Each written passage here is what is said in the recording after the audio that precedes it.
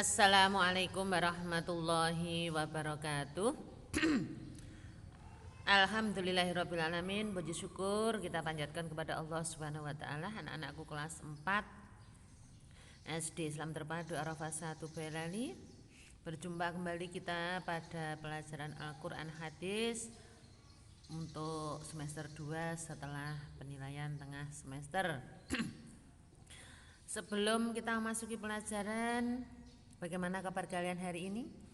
Tentu Bu Guru berharap kalian berserta keluarga dalam keadaan sehat walafiat, terlindung dari COVID-19 dan tetap istiqomah di jalan Allah SWT. Marilah kita bersyukur dengan berdoa dan melafalkan alhamdulillah.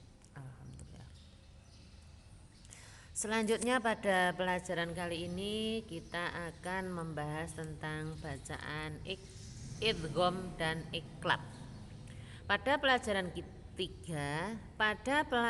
ketiga kita sudah belajar tajwid tentang idhar dan ikhfa.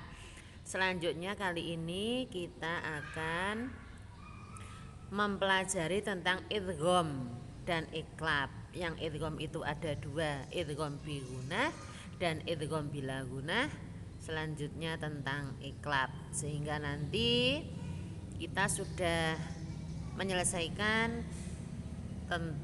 pelajaran tajwid sampai dengan nun sukun dan tanwin yang dibagi dalam idhar, ikhfa, idgham dan iqlab.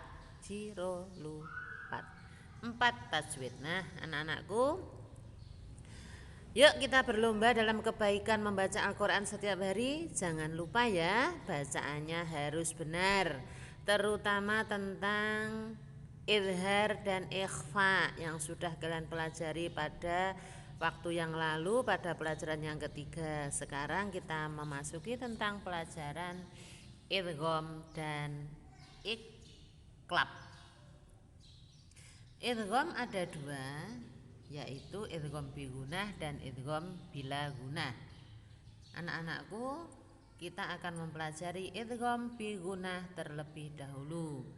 Selanjutnya kalian perlu ketahui peta konsep pembelajaran pada kesempatan kali ini, yaitu tema yang kita ambil adalah bacaan idgham dan iqlab.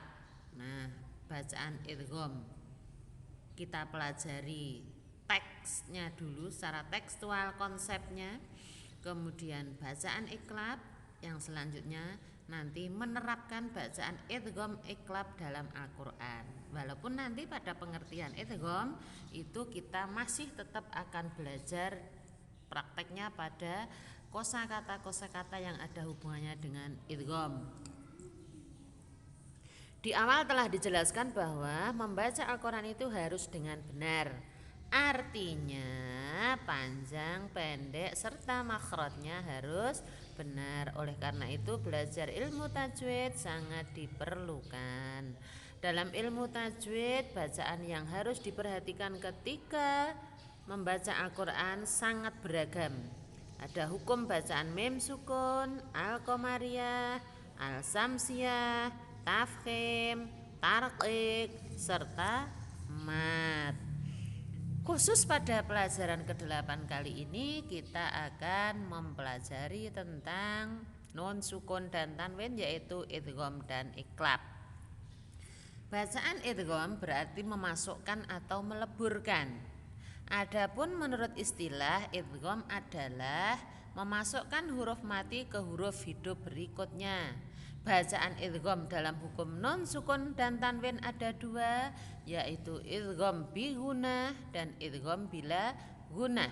Gunnah artinya dengung, idgham bi gunnah berarti dengung dan memasukkan.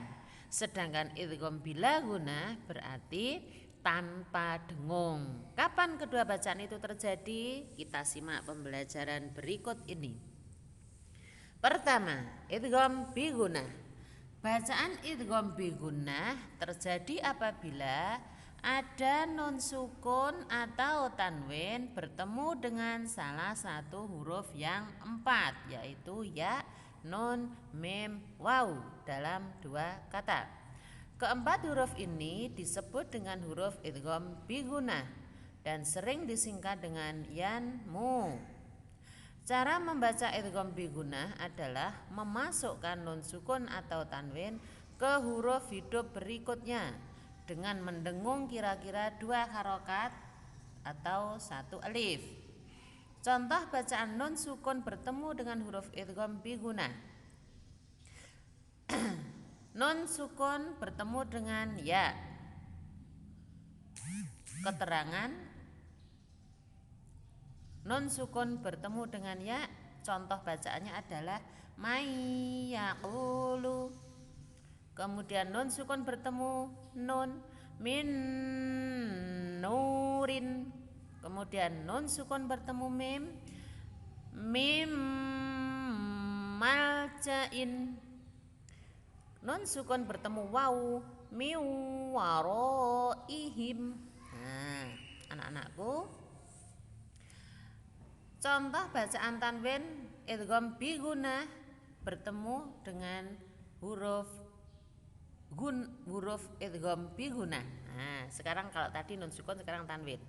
Tanwin an syarrayyarah.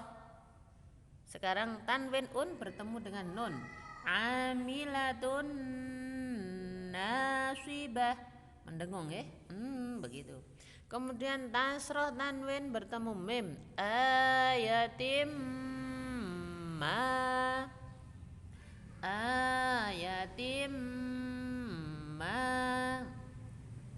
Sekarang domah tanwin bertemu waw gisyawatu walahum.